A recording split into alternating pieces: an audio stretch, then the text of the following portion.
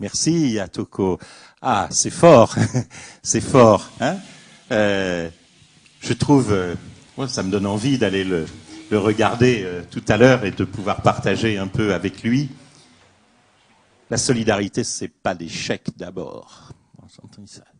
C'est un quotidien. Alors, ceci dit, si c'est un quotidien et si c'est si simple, pourquoi ce problème de l'alimentation mondiale et de la faim est-il si récurrent? Est-il permanent avec cette impression qu'on ne peut rien y faire? Alors, 3 associations sont plus concrètement maintenant autour de nous, avec nous, pour essayer de nous donner quelques exemples concrets de ce qu'on peut faire. Tout à l'heure, on essaiera, nous, ensemble, de trouver ce que aussi, chacun à notre niveau, même sans militer dans une association, on peut faire tout de suite. Alors, sur place, ici, que faites-vous en ce sens? Alors, nous accueillons donc maintenant Solange de l'association Toufat Nakal, Jacques d'Espoir Jeune Burkinabé et Michel de Vent du Sud. Alors, Solange, quelques minutes pour nous dire qu'est-ce que vous faites. On a l'habitude de dire, mais il n'y a rien qui se fait. Je ne sais pas, c'est peut-être pas grandiose, mais à votre niveau, qu'est-ce que vous faites? C'est peut-être pas seulement d'ailleurs dans ce contexte unique de la faim, mais dans ce contexte de la solidarité. C'est au cours de voyages sur le Niger que j'ai pu rencontrer des gens formidables et qui m'ont dit, tu sais, de l'Afrique, on dit toujours, ils ont faim, mais nous, on a une autre faim, c'est la faim de savoir, la faim d'apprendre. Parce que c'est la seule chose qui nous sauvera un jour. De savoir, de pouvoir se défendre, parce qu'il y a des événements politiques importants qui leur demandent d'avoir de la culture pour pouvoir se défendre face à ça. Et donc c'est comme ça que notre association est née. Et nous scolarisons pas mal d'enfants. Nous avons presque 400 enfants sur l'école Toudou à Agadez, quelques 72 enfants dans les monts Bagzane. Et après, nous avons des grands étudiants qui nous ont demandé la possibilité de rentrer en faculté. Donc, nous avons une étudiante en droit qui rentre en 3e année, une jeune fille qui aussi rentre en 3e année à l'Institut technologique africain. Et pour eux, c'est leur faim. Voilà. Ils disent manger, malgré tout, on se débrouille, on y arrive, mais apprendre, ça, on ne peut pas. Et c'est ce qui nous sauvera. Et apprendre pour que eux-mêmes, ils se prennent en charge eux-mêmes. Se prendre en charge, voilà. Ouais. Donc, par exemple, dans les Mokbanzan, l'école nous a demandé aussi de leur fournir des graines pour pouvoir faire un jardin scolaire. Ce qui a permis de faire la cantine scolaire maintenant, et donc ils arrivent, ils s'autosuffisent, sauf quand le chameau va mourir, sauf quand le puits ça va s'effondrer, tout ça c'est l'Afrique bien sûr, donc il faut un peu participer de ce côté-là, mais nous c'est surtout de les aider à être scolarisés. Et par contre j'en profite, parce que mes amis m'ont supplié, si un jour tu peux le dire, il faut que tu nous aides. De grandes associations viennent nous aider quand on vient d'avoir des terribles inondations sur Agadez. La moitié de la ville est détruite, la nourriture, tout est détruit. Alors de grandes associations viennent avec des grands camions. Là, on envoie la télévision et on débarque soi-disant des centaines de kilos de riz ou de mil, de choses comme ça. Mais il faut savoir que la télévision va filmer le premier sac de riz qui va descendre, qu'après la télévision s'en va, qu'on ferme le camion, que le camion va s'en aller, que ce riz va être distribué chez des grands commerçants, que ce riz va être revendu. Voilà ce que c'est votre solidarité. Je t'en supplie, crie-le quand tu auras l'occasion de le faire.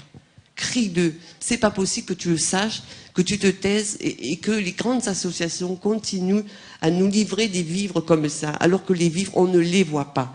La télévision va filmer le premier sac qui va débarquer. Mais comme pour tout, comme pour les médicaments qui vont à l'hôpital, tout est débarqué comme ça. Ensuite, on reprend les malles, on ferme les camions et tout va être revendu. Donc la solidarité est détournée. Complètement. Et ils m'ont dit, je t'en supplie, dis-le. Dis-le. Pourquoi ils continuent comme ça? Je ne suis pas seule à le savoir, nos amis d'associations différentes le savent. Pourquoi ça continue? Pourquoi? Alors, Tout à l'heure, ensemble, dans le débat, on essaiera, parce qu'il y en a peut-être d'entre vous qui ont justement des idées à ce propos, de changer. Parce qu'il est vrai aussi que pour quelqu'un qui a envie de participer, c'est pas toujours facile de choisir entre l'association qui permettra à cette aide d'aller jusqu'au bout et d'arriver à ceux qui en ont réellement besoin. Ce que vous semblez dire, c'est que c'est détourné à d'autres profits, finalement. Complètement. D'accord.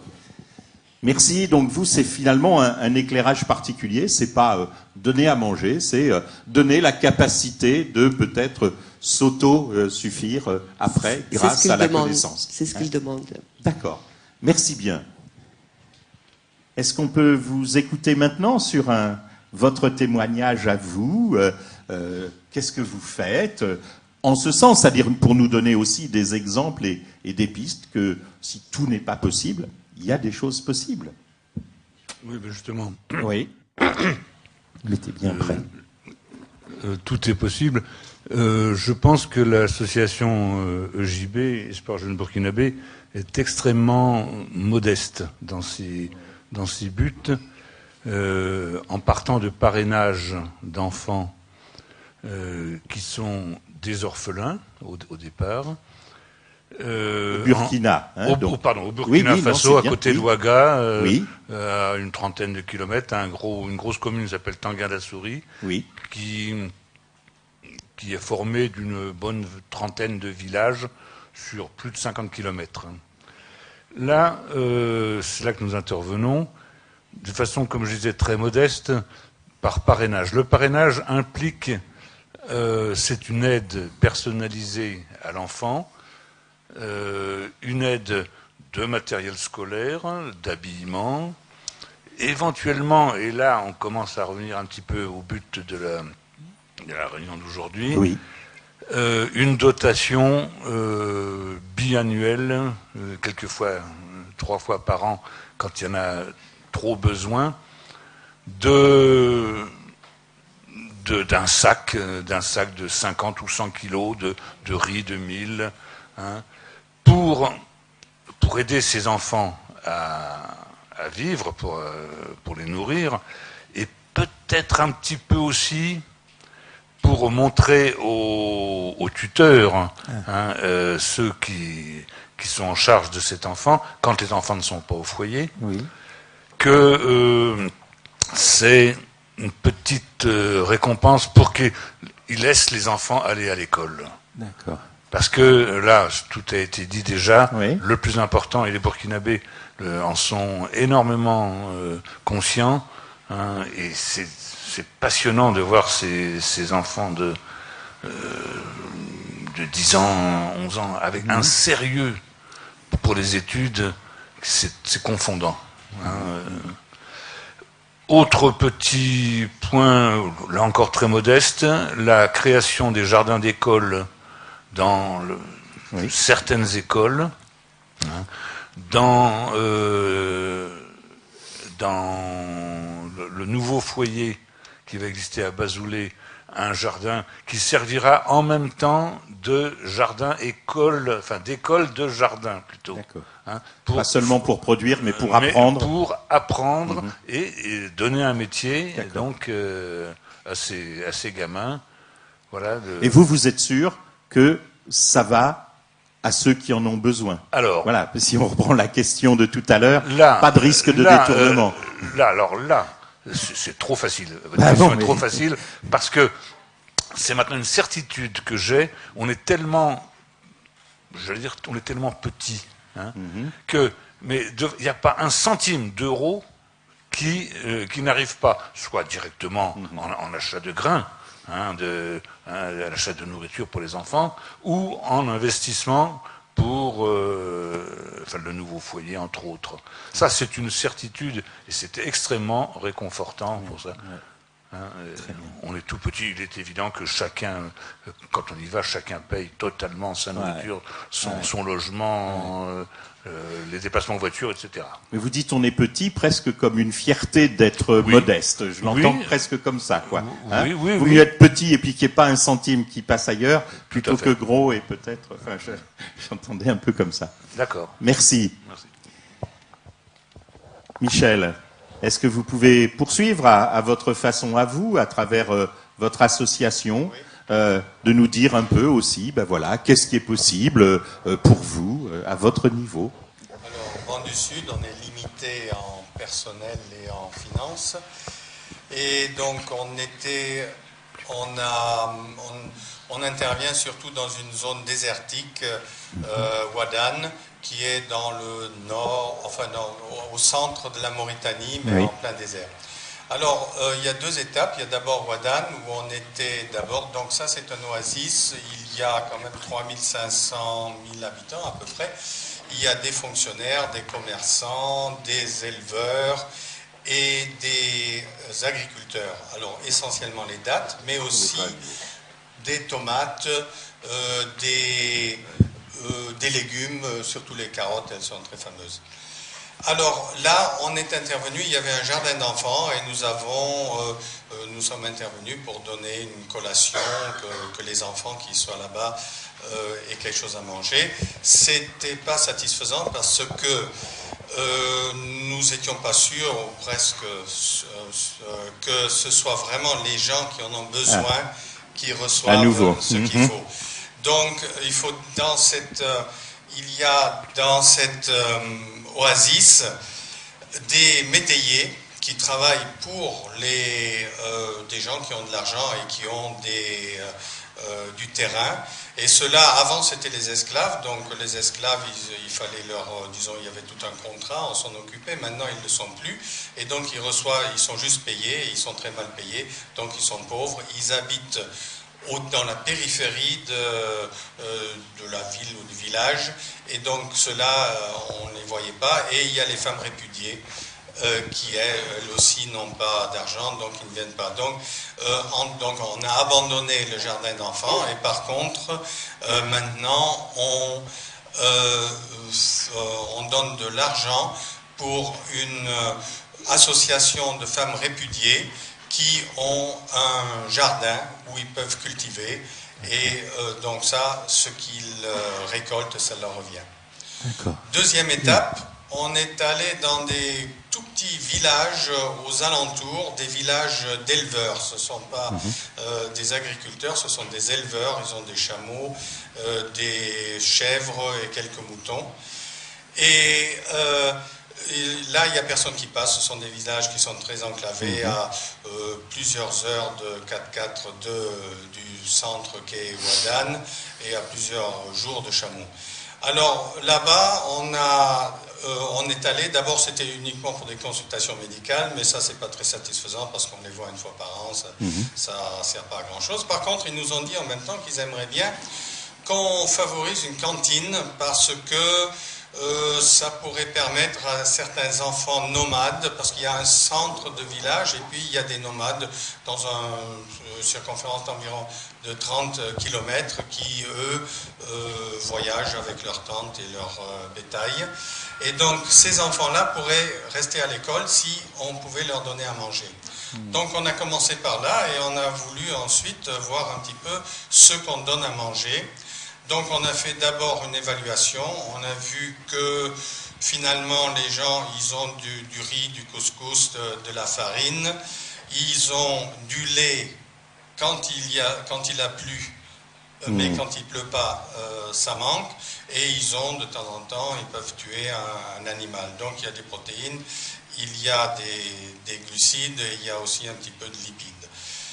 Donc on a fait l'évaluation en fonction de ça, et on a vu qu'il n'y a pas de grosse famine, c'est-à-dire d'enfants qui sont complètement dénutris, comme on les voit dans les reportages ou dans les camps de concentration. Ils ne meurent pas de faim. Ils ne meurent pas de faim. Mais alors d'abord, il y a quand même une petite parenthèse.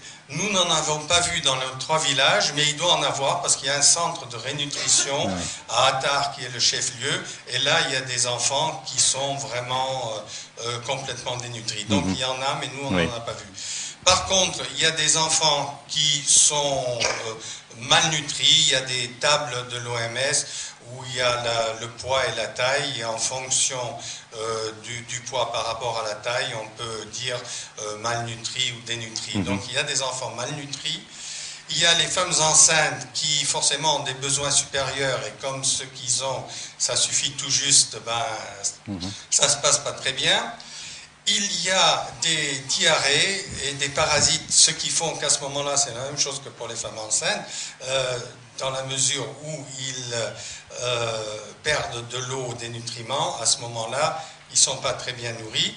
Et puis, il y a des carences, essentiellement en vitamine C et en vitamine A, ce qui donne des enfants qui ne voient pas bien quand il fait plus sombre. Donc, on s'est orienté là-dessus, on a donné... Je vous en prie. On a fait donc une bouillie.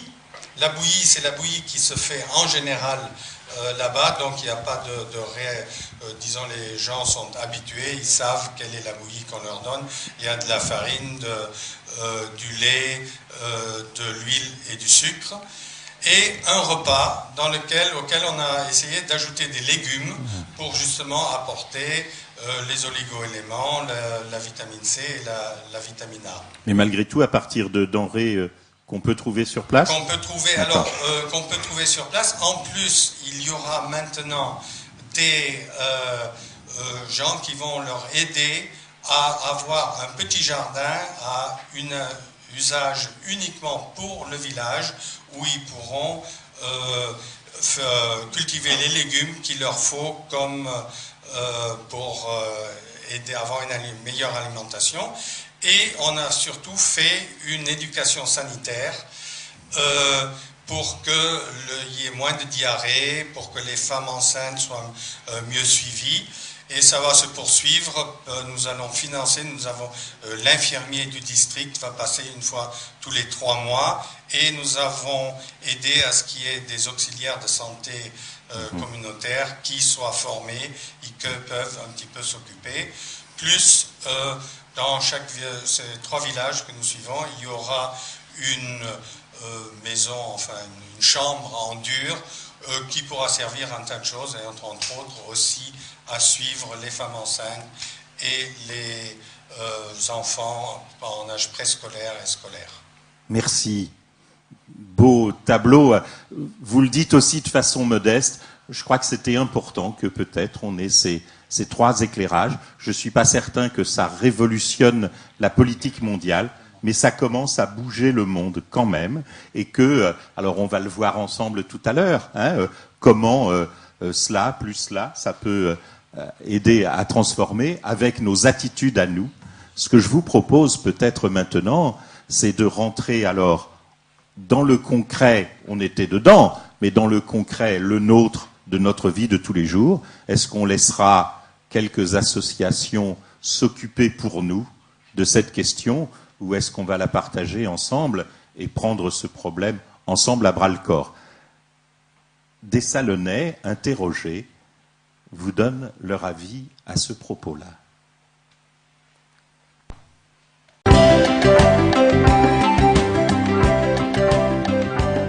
Comment être solidaire de nos jours ? Moi je pense que c'est un geste quotidien qui doit se faire naturellement, avant tout. Donc ça peut venir par exemple un SDF dans la rue, lui donner une petite pièce ou lui offrir à boire ou à manger. Ensuite ça peut être en faisant partie d'une association quelconque, genre les associations comme UNICEF, Médecins du Monde, etc. Après, je pense que solidaire, c'est avant tout une façon de penser. C'est une façon de penser entre amis ou entre gens qu'on ne connaît pas forcément. Genre par exemple la petite vieille du quartier qui a besoin d'un coup de main ou quoi. Donc voilà. Pour moi, le mot solidaire, c'est plutôt déjà l'entraide. C'est s'entraider dans la vie de tous les jours, tout ça. Moi, par exemple, en ce qui me concerne, j'ai été viré de chez moi il y a pas loin de 10 mois. Puis j'ai un ami qui m'a recueilli chez lui, qui m'offre le toit, manger, de quoi me doucher. Puis c'est surtout l'entraide entre copains et même dans la vie de tous les jours pour une personne qui a des problèmes, être présent pour pouvoir l'aider à s'en sortir Et voilà. En aidant les gens qui sont dans le besoin, par exemple, nous on a les moyens d'aider ceux qui ont rien, donc je veux dire, faut en profiter, quoi. La solidarité, c'est un acte qu'on fait tous les jours en fonction des amis et des besoins. C'est les aider quand t'as un pneu crevé, quand ils ont besoin d'argent. C'est les dépanner au quotidien en fonction des problèmes, que ce soit la famille ou les amis. En aidant les autres comme on peut, avec les moyens, avec nos moyens. Parce que bon, on a des petits moyens, enfin la majorité de la population a des petits moyens. Je suis toujours la première à acheter des aliments quand on fait les collectes dans les grandes surfaces. J'ai donné plein de jouets à la Croix-Rouge, plein d'affaires à la Croix-Rouge. Donc moi j'estime que chacun peut faire selon ses moyens. J'ai aidé des amis qui étaient dans la dèche. Je fais tout ce que je peux pour aider les gens, mais je trouve que c'est quelque chose qui se fait de moins en moins et que on ignore souvent ce qui se passe chez le voisin ou chez quelqu'un qui habite à proximité de chez soi. Le monde actuel est très individualiste. Bon, ça va, vous êtes restés quand même, sachant que j'allais vous demander, bon, et nous, quoi. Alors c'est vrai que ce reportage cible un petit peu plus particulièrement la solidarité en général et que tous autant qu'on est, si on est interrogé, je pense qu'on dit bah oui, on essaye d'aider, quoi. Bon, est-ce qu'on peut, oui, avec ces échos-là dans la tête, revenir un petit peu à ce problème de l'alimentation, de la nutrition, de la faim, qui est en gros l'éclairage qui a été mis cette année sur cette semaine de la solidarité internationale. On est parti du national, de l'international, on est revenu là donc sur ces actions en Afrique, en Asie, et nous, bon, toute intervention de votre part, je crois, si elle peut nous aider à repartir ensemble avec, en ayant engrangé un certain nombre d'idées, d'envie, de rencontres, de partage, je ne sais pas, sont les bienvenus. Je crois qu'on est là. Alors, il n'y a pas de recette. Si quelqu'un savait exactement ce qu'il faut faire, ça serait déjà fait. Bon, et en même temps, à quelques-uns, on peut peut-être plus que tout seul. Qui est-ce qui a envie de se jeter à l'eau pour nous dire on a compris un petit peu plus le problème peut-être. On a vu que certains se sont retroussés les manches. À notre niveau, comment continuer, comment avancer? Voilà, regardez, un micro vous tend les bras. Qui est-ce qui a envie de donner un petit bout de réponse? Je ne crois pas qu'il y ait de vérité unique. Il y a peut-être chacun qui a un petit bout. Allez. Non, ce n'est pas du tout une solution, c'est une question que je voudrais poser. Bon. Et oui. C'est bien. Allez, ça va nous faire avancer aussi une question. Non, ce problème qui m'a toujours rendu mal à l'aise, les aides humanitaires, on en a un petit peu parlé dans les films. Oui. Ces exemples, quand des organismes arrivent et inondent l'Afrique de lait en poudre, par exemple, ils foutent la pagaille dans toute une organisation. Tous les éleveurs ne peuvent plus... En déstructurant complètement l'économie traditionnelle, etc. Oui. Alors comment voilà, mais là c'est une horrible question. Okay. Comment imaginer une aide respectueuse? Respectueuse, oui. Et efficace. C'était déjà pas facile tout à l'heure. Efficace. Et alors maintenant, c'est encore un petit peu plus difficile. Annie, derrière, là-bas, voilà. Oui, bonsoir, Frédéric. Je suis membre d'une association sur Salon, donc pour Terre de Provence en Haïti. Oui. Juste quelques remarques, peut-être suggestions, peut-être aussi un élément de réponse par rapport à vos questions. Tout d'abord dire que j'ai 40 ans aujourd'hui et qu'en 85 déjà, alors je vais faire un peu le vilain petit canard, en 85 on chantait pour l'Éthiopie et j'ai pas l'impression que 25 ans plus tard l'Afrique soit dans un meilleur état. Et à lire un petit peu, et vous comme moi, on a tous du cœur, tous beaucoup de générosité. J'ai pas l'impression que dans 25 ans ça soit beaucoup mieux, malheureusement. Ah ben on arrête alors tout de suite. Voilà, on arrête tout de suite. suite. Bon. Alors, quand même, pour revenir à la question du monsieur, Oui. je souhaitais dire quand même que les organisations internationales et les grandes ONG, aujourd'hui, il me semble un peu difficile de leur jeter la pierre. Pourquoi? Parce qu'ils sont excessivement bien structurés. Ça fait une vingtaine ou une trentaine d'années qu'ils font de l'aide au développement. Ils n'ont pas trouvé la solution encore aujourd'hui, mais ils sont excessivement professionnels, avec des jeunes étudiants qui ont des occidentaux, qui ont fait des études magnifiques et qui essayent d'aider ces gens. Et je crois que c'est difficile de leur jeter la pierre aujourd'hui. Vous auriez une petite proposition, vous? Alors, parce que là, il y a deux réflexions qui nous aident. Absolument. Une petite réflexion. Bon, une petite proposition. Deux petites propositions. La première, c'est celle qui nous concerne tous, et elles ont toutes été évoquées aujourd'hui, individuelles, donc de solidarité, etc. Après, je pense qu'on peut tous investir dans des petites associations comme celles qui ont été présentées ce soir. Et effectivement, ça c'est extraordinaire. L'important, je crois, c'est d'être pérenne sur une action et de rester longtemps à aider les gens. Voilà. Petit, merci. Mais que ça dure. Mais voilà, absolument. Allez, il y a une demande de parole là et ici après. Annie, allez, c'est pas grave. Je vous en prie. Bonsoir à tous. En fait, j'abonde dans le sens du monsieur, c'est-à-dire que les grandes associations font des choses, et heureusement qu'elles sont là, elles font des choses que les petites ne pourraient pas faire. Mais visiblement, elles n'ont pas la solution. Alors, peut-être que la solution ne vient pas d'aller les aider là-bas, eux s'aideront, mais de nous, qu'est-ce qu'on fait tous les jours pour que ce décalage, cette économie, tout ce déséquilibre change. Voilà. Je vais prendre un exemple une petite réponse à ça? Oui, un exemple caricatural. Vous acceptez d'avoir des actions en bourse? Très bien, on peut gagner de l'argent comme ça. Il faut que vous soyez responsable de cette chose-là. Il faut savoir, on est ici en Occident suffisamment au courant, suffisamment informé, cultivé, savoir lire et écrire, pour que chaque action que l'on fasse, on en connaisse les conséquences. Voilà. Attendez, il faut parler plus clair. Moi, j'ai besoin de mieux comprendre. Et notamment, vous êtes en train de nous dire quoi? Faites attention à quoi? Parce que c'est quoi le risque? Voilà. Faites attention à chacune de vos actions. Évidemment, il y a des choses qu'on fait tous les jours sans s'en rendre compte, peut-être. Mais on peut, sur certaines choses, avoir une influence. Exemple.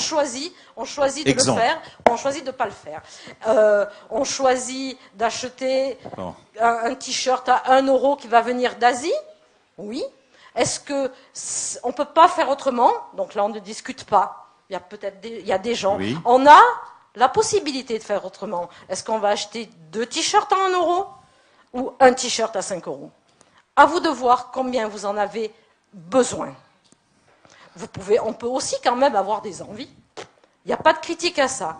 Et simplement savoir ce que le geste que l'on fait a pour conséquence. Alors, resterait quand même à ce que, mais on n'a peut-être pas le temps là tout de suite, à ce qu'on soit peut-être un peu plus éclairé aussi sur les enjeux de ces actions. Parce que je suis bien sûr que j'achète des fois sans avoir vraiment la pleine conscience des conséquences détournées, comme on disait tout à l'heure, de ces actions. Bien sûr. On ne peut pas le faire pour chaque action. Okay. On peut quand même le faire pour une déjà. Merci. Et ça sera une de plus qu'hier.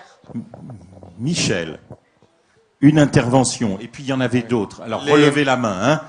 Si les enfants veulent intervenir, ils peuvent, qui viennent à côté de moi, là je les écoute. Allez, Michel. Les grandes associations ont 2 sortes d'actions. C'est une fois l'urgence et une fois quelque chose de plus pérenne pour que, quand ils partent, les gens puissent se débrouiller. Donc je pense qu'on peut très bien donner de l'argent là, c'est une chose à faire. Oui. Les petites associations comme nous, on essaye d'aller là où justement les grandes associations ne vont pas, dans les villages enclavés. Donc vous pouvez nous donner de l'argent aussi. Bien. Donc Toko disait c'est pas des chèques, mais il y a quand même des chèques. Il y a aussi des chèques. Ici, je vous en prie, on vous écoute. Voilà, moi je voulais juste préciser une petite chose. On est tous ici quasiment membres d'associations ou intéressés sur le sujet.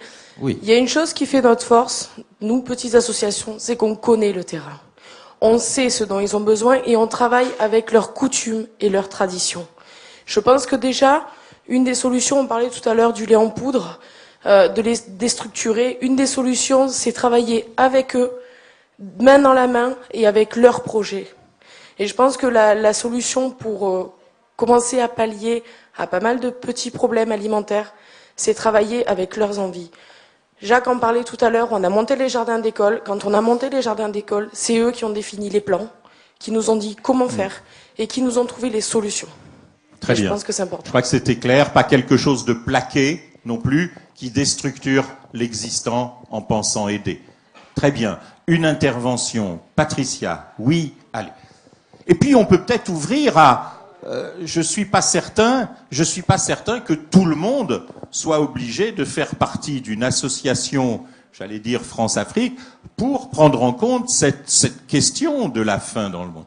Est-ce que aussi chacun d'entre nous, il y en a peut-être qui s'engagent aussi de cette façon dans notre vie de citoyen simplement, il y a peut-être à peser aussi. Patricia, ensuite, allez. Alors moi je voulais dire que qu'est-ce qu'on peut faire nous par personne individuellement. Déjà on a tous, le 3/4 des Français ont internet chez eux, ont ordinateur, eh bien on regarde, on tape Haïti, on tape Burkina et on voit des gens qui se battent tous les jours et on entend un autre son de cloche que ce qu'on veut bien nous dire. Et ça, je pense qu'on peut déjà retrouver des associations pour aider ces associations, mais surtout on peut écouter les petits paysans, les habitants des petits villages, et peut-être à force d'écouter et de dénoncer certaines choses, on pourra peut-être faire le poids. Okay. Et c'est des choses qui se font. Je voulais justement laisser la parole à Clara. Vas-y, Clara. Eh ben, moi, je trouve que c'est pas juste que dans des pays, il y a des enfants, ils meurent de faim, et que nous, on a beaucoup la possibilité de manger. Clara, je vais te demander, tu as fait partie du stage à la Toussaint. Tu peux nous dire un mot sur ce que vous avez fait et tu parles un petit peu au nom de tes camarades qu'on va écouter tout à l'heure. Qu'est-ce que c'était ça? En fait, c'était avec 2 personnes, oui.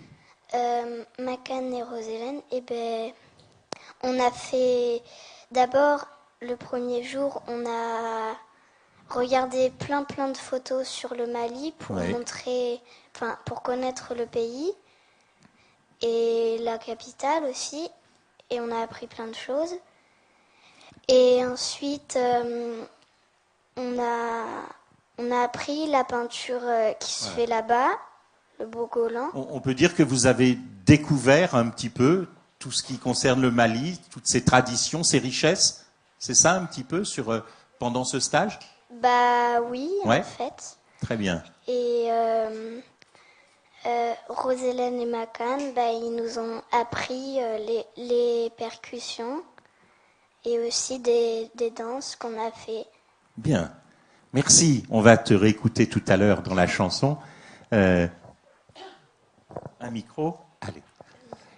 Et peut-être que cette ouverture, elle participe aussi d'une partie de la solution. Alors moi, je suis pas dans les solutions, là, mais je suis encore dans la dénonciation. Par exemple, oui. Non, pourquoi pas? Pourquoi Peut-être pas qu'il ne faut pas qu'on y reste dans les 5 minutes qui nous restent, mais c'est important aussi. Je suis aussi dans la solution, puisque bien sûr. On l'a entendu tout à l'heure. Dans l'action que je mène, je vends des vanneries qui viennent de ces nomades. Voilà. Alors, le problème pour vendre des vanneries, c'est de les faire venir en France. Il faut savoir que, par exemple, Air France, si vous êtes une association, etc., vous pouvez avoir des tarifs préférentiels pour envoyer des choses en Afrique. Par contre, si vous voulez faire venir des choses en Afrique, alors là, il n'y a plus rien.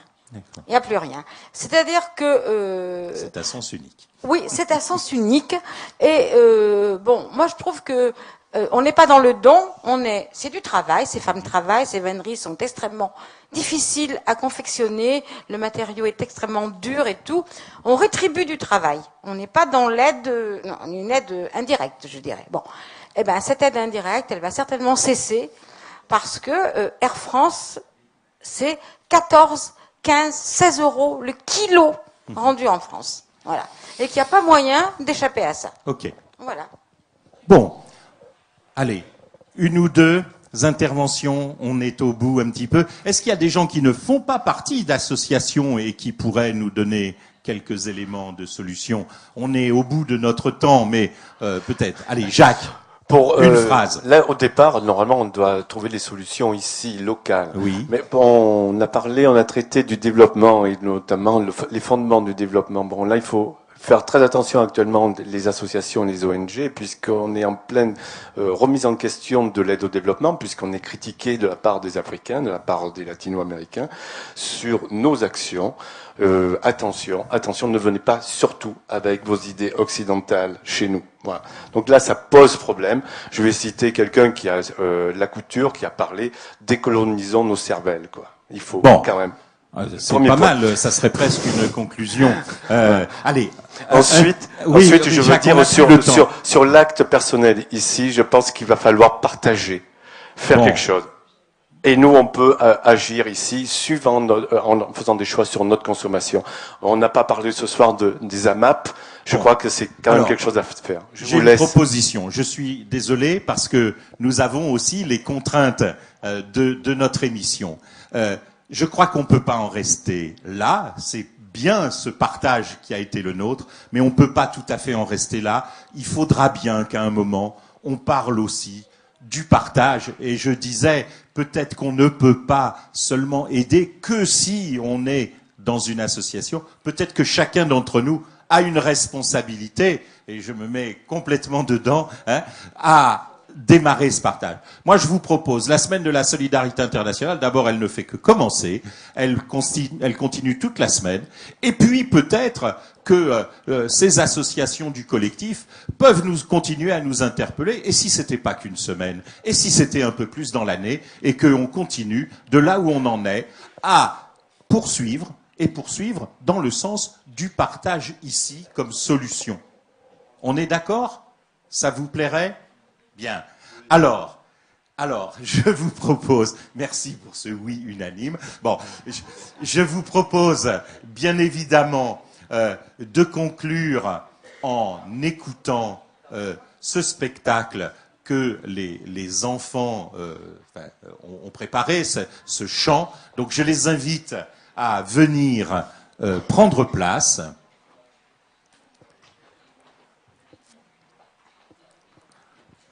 C'est eux qui vont conclure, hein. On ne va pas conclure.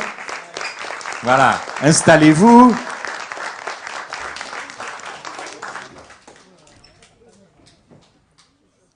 On ne va pas conclure, sauf de se promettre de poursuivre la réflexion et de la personnaliser encore plus. Et je laisse la parole à Patricia. Non, il n'y a rien à dire. À la chanson directement. Donc, nous laissons la parole aux enfants.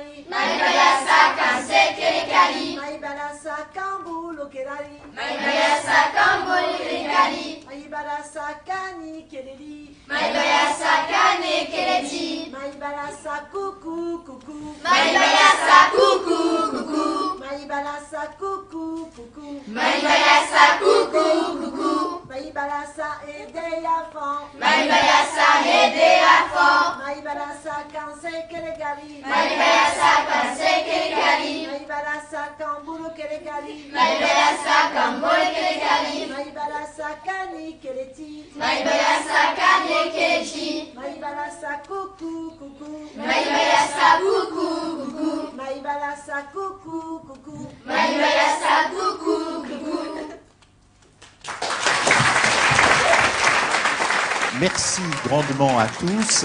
Et puis, on s'invite mutuellement à continuer à bouger le monde.